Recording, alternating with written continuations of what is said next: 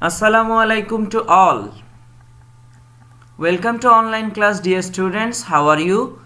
I hope all of you are fine, safe and sound by the grace of omnipotent creator. This is Muhammad Al Parvez, assistant teacher, Collectorate School and College, Lakhipur. Today I am going to discuss lesson 12, Son of the Soil. So let's start the discussion. First I am going to discuss some vocabulary. First word beside beside শব্দের অর্থ হচ্ছে পাশে। District district শব্দটির অর্থ হচ্ছে জেলা। চিরপিং চিরপিং শব্দের অর্থ হচ্ছে কিচিরমিচির অর্থাৎ পাখির ডাক বোঝানোর ক্ষেত্রে এই শব্দটি ব্যবহার করা হয়। নেচার নেচার শব্দের অর্থ প্রকৃতি। প্যাডি ফিল্ডস অর্থ ধান ক্ষেত। গ্লাসি গ্লাসি শব্দের অর্থ হচ্ছে স্বচ্ছ। শেড অর্থ ছায়া। ব্লোয়িং ওয়াইন্ডস অর্থ মৃদুমন্দ বাতাস। ডেভেলপড অর্থ উন্নত বা বিকশিত। ফ্রেন্ডলি শব্দটির অর্থ হচ্ছে বন্ধুসুলভ। প্রসপারাস শব্দটির অর্থ হচ্ছে উন্নতিশীল। পোটেনশিয়াল পোটেনশিয়াল অর্থ হচ্ছে সম্ভাবনা। রিয়ালাইজ অর্থ উপলব্ধি করা। ওয়েল নোন অর্থ সুপরিচিত। বার্ড শব্দের অর্থ হচ্ছে চারণ কবি। পম পম শব্দের অর্থ হচ্ছে ধুমধাম বা জাঁকজমক। রিলিজিয়াস অর্থ ধর্মীয়। রুইন্স অর্থ ধ্বংসাবশেষ। সিম্বল শব্দটির অর্থ হচ্ছে প্রতীক। এরা এরা শব্দের অর্থ হচ্ছে যুগ। ব্রিক অর্থ ইট। জেনারেশন শব্দের অর্থ প্রজন্ম। রিপ্লেস এই শব্দটির অর্থ হচ্ছে প্রতিস্থাপন করা। এর এর শব্দটির অর্থ হচ্ছে উত্তরাধিকার। এবং একটি মজার ব্যাপার হচ্ছে এই শব্দটির পূর্বে আর্টিকেল হিসেবে সবসময় অ্যান ব্যবহার করা হয়, কারণ এই শব্দটিতে এইচের উচ্চারণ হর মতো না হয়ে স্বরের মতো হয়, যেটি আর্টিকেলের একটি নিয়ম। ল্যান্ডলর্ডস ল্যান্ডলর্ডস শব্দের অর্থ হচ্ছে জমিদার। ইনফ্লুয়েন্সিয়াল অর্থ প্রভাবশালী। ডেসেন্ডেন্টস শব্দের অর্থ হচ্ছে উত্তর পুরুষ বা পূর্বপুরুষ। নো নো নো পূর্বপুরুষ নয়, সরি, উত্তরাধিকারী টাইপের একটা কিছু। স্পিরিট স্পিরিট শব্দের অর্থ হচ্ছে আত্মা, ভাব বা মর্ম। প্লেগ্রাউন্ড খেলার মাঠ। ক্র্যাভিংস শব্দের অর্থ হচ্ছে ক্ষুধা বা তীব্র আকাঙ্ক্ষা বা প্রবল ইচ্ছা। ড্র্যান্স শব্দের অর্থ হচ্ছে প্লাবিত বা ভিজে যাওয়া হতে পারে। ওয়েভার অর্থ বাবুই পাখি। ইনস্ট্রাকশন অর্থ নির্দেশনা। স্পেশালি বিশেষত। প্রিফার অগ্রাধিকার। অ্যাডর শব্দটির অর্থ হচ্ছে খুব পছন্দ করা। ফ্যাসিনেশন ফ্যাসিনেশন শব্দের অর্থ হচ্ছে আকর্ষণ। অটোবায়োগ্রাফি শব্দের অর্থ হচ্ছে আত্মজীবনী। লিন অ্যান্ড থিন এটি একটি ফ্রেজ যার অর্থ হচ্ছে রোগা পাতলা। So let's start the text. Tungipara, a small green village beside the river Madhumati, is under Gopalganj district. অর্থাৎ গোপালগঞ্জ জেলার অন্তর্গত মধুমতি নদীর তীরের ছোট্ট সবুজ একটি গ্রামের নাম, একটি গ্রাম Tungipara. In the olden days, the villagers used to wake up with the chirping of birds. অর্থাৎ আগেকার দিনে পাখির কিচিরমিচির শুনে গ্রামবাসীর ঘুম ভাঙত। Many years ago, it was not the same Tungipara now, full of the sound of motor vehicles passing the motorways. এর অর্থ হচ্ছে বহু বছর আগে টুঙ্গিপাড়া এখনকার মতো দ্রুতগামী সড়কে মোটরযান চলার শব্দে মুখর ছিল না। People used to move from one place to another by boat. মানুষ এক স্থান থেকে অন্য স্থানে নৌকা যোগে যাতায়াত করত।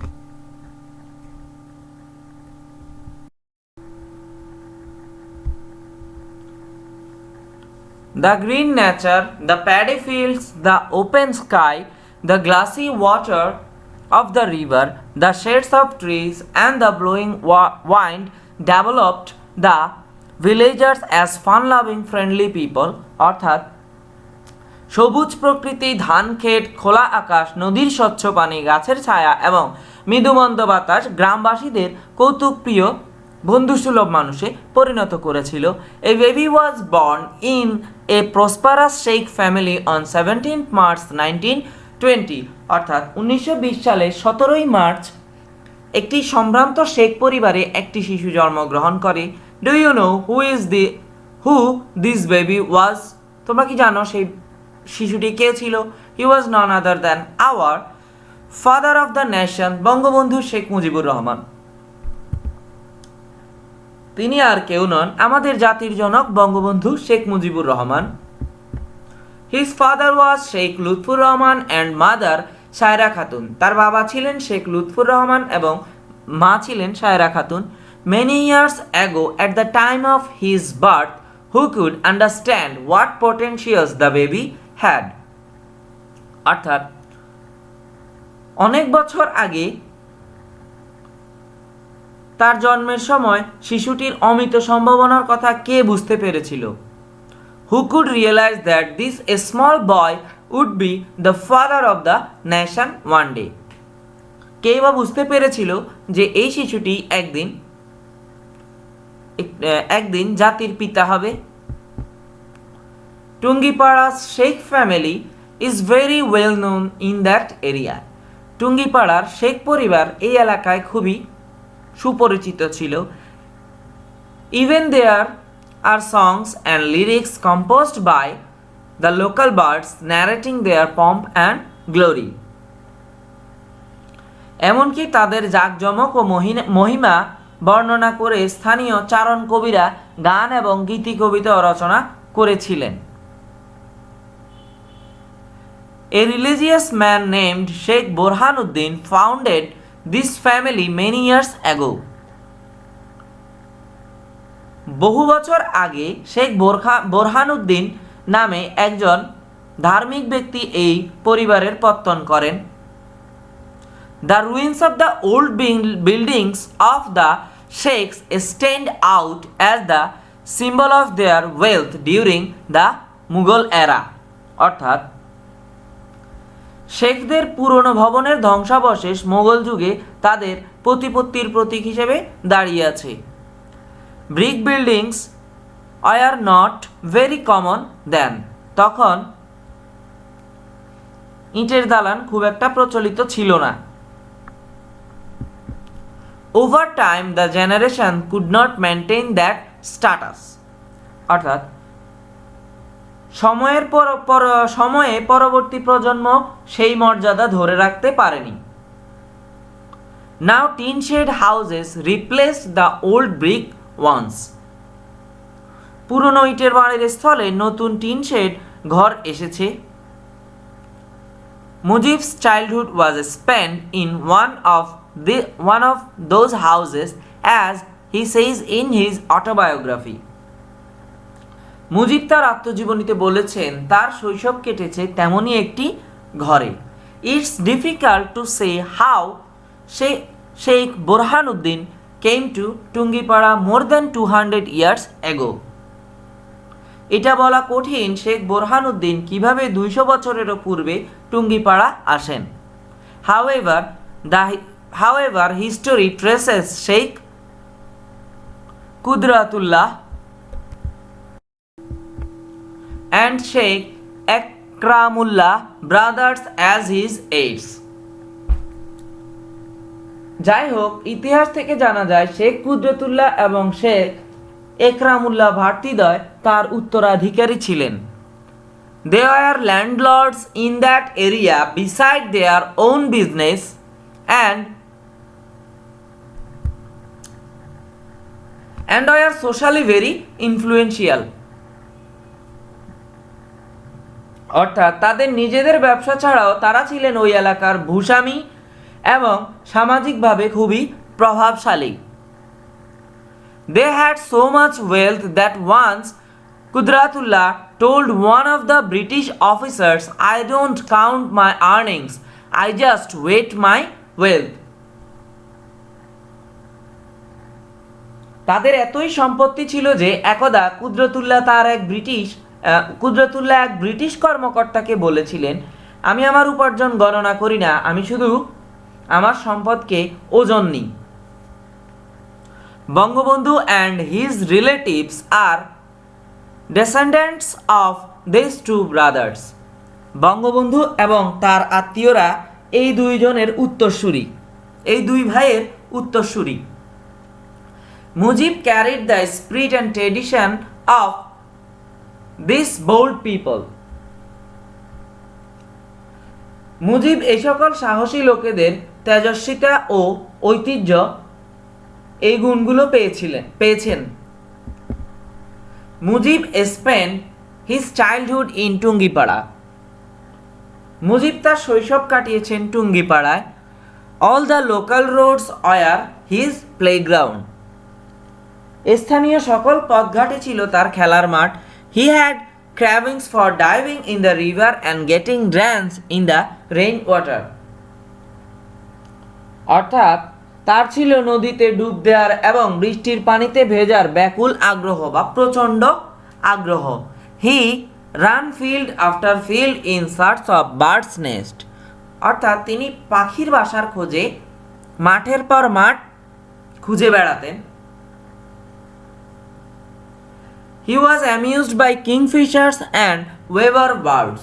তিনি বাবুই পাখি এবং মাছরাঙা পাখিতে খুবই আনন্দিত হতেন। The sweet melody of the doves charmed him a lot. ঘুঘু পাখির মিষ্টি স্বর তাকে খুব মুগ্ধ করত।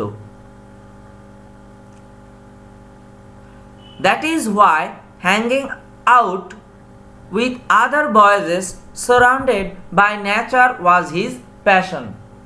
এই কারণে অন্যান্য বালকদের সাথে প্রকৃতির মাঝে বিচরণ করাতে ছিল তার প্রবল আগ্রহ। The pet lover Mujib also had pet monkeys, dogs and different types of myna. পোষা প্রাণী প্রেমিক মুজিবের পোষা বানর, কুকুর এবং বিভিন্ন প্রকারের ময়না পাখিও ছিল।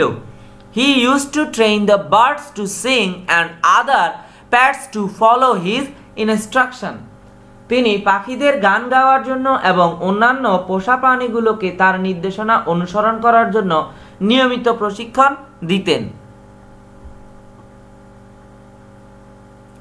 He always took good care of them. তিনি সর্বদা তাদের পরম যত্ন নিতেন।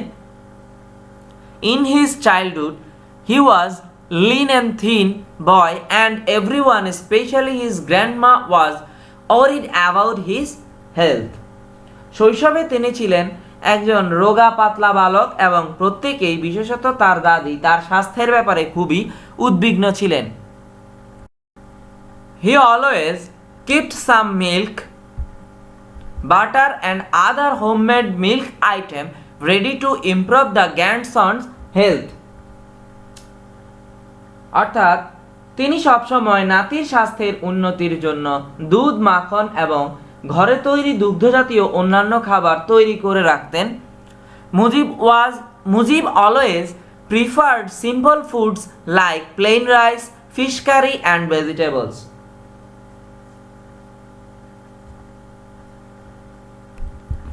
মুজিব সবসময় সাধারণ খাবার যেমন ভাত, মাছের তরকারি এবং শাকসবজি পছন্দ করতেন।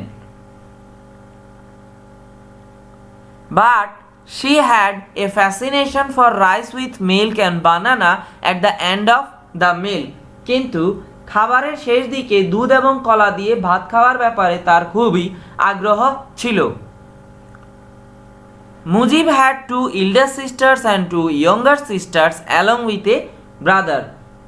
মুজিবের একজন ছোট ভাই এবং দুইজন বড় বোন ও দুইজন ছোট বোন ছিলেন। His elder sisters were very caring to him. তার বড় বোনেরা তার প্রতি খুবই যত্নশীল ছিলেন। Everyone adored him a lot. প্রত্যেকে তাকে গভীরভাবে ভালোবাসতেন। He was Miyawai to the villagers and Khoka to his senior family members. তিনি গ্রামবাসীদের কাছে মিয়াভাই এবং পরিবারের বড় সদস্যদের কাছে ছিলেন খোকা। Mujib had a natural bent of mind to mix with everyone. তার ছিল সকলের সাথে মেশার এক সহজাত প্রবৃত্তি। আমাদের এই পুরো টেক্সটটি নেওয়া হয়েছে বঙ্গবন্ধুর অসমাপ্ত আত্মজীবনী গ্রন্থ থেকে। সবাইকে বইটি পড়ার অনুরোধ জানাচ্ছি এবং আমাদের টেক্সটটি শেষ। এই পর্যায়ে কয়েকটি প্রশ্ন দেওয়া হয়েছে তোমাদেরকে বাসায় করার জন্য। সবাই একটু প্রশ্নগুলো বাসা থেকে বাসায় করার চেষ্টা করবে প্যাসেজটি পড়ার পাশাপাশি। আমাদের প্রথম প্রশ্নটি হচ্ছে, how was nature of around Bangabandhu during his childhood, অর্থাৎ বঙ্গবন্ধুর শৈশবকালে তার আশেপাশের প্রকৃতি কেমন ছিল। হোয়াট কোয়ালিটিস ডিড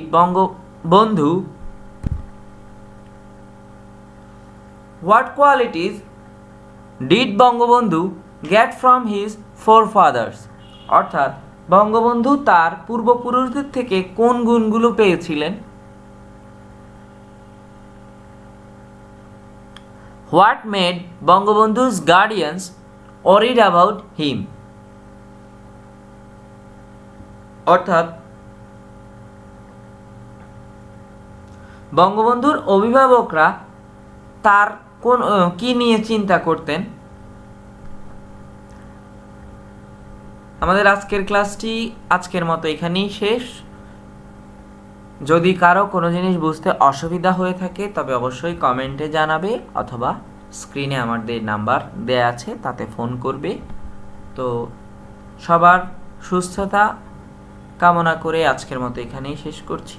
সবাইকে ধন্যবাদ। আসসালামু আলাইকুম।